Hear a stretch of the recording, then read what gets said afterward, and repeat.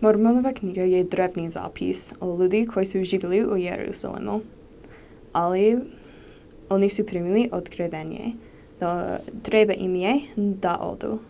Oni su otišli i oni su išli na američkom kontinentu.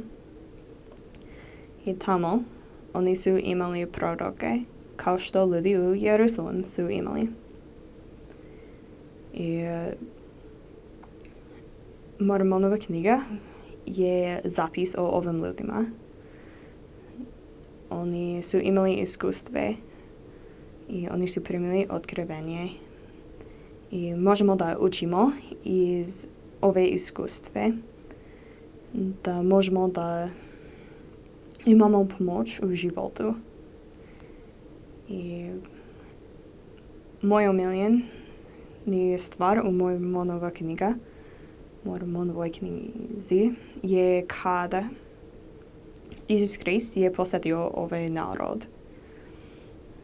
Kao što ljudi u Jerusalimu su imali nakon vaskrsenja Isusa Hrista. On je posjetio ljudi u Jerusalimu i isto na ovom kontinentu. Jer znamo da Bog govori sa svim njegovom djecom. I Mormonova knjiga je me pomogne u životu, jer ja sam imala teškoće, ali vidjela sam razlog u mom životu kad sam čitala.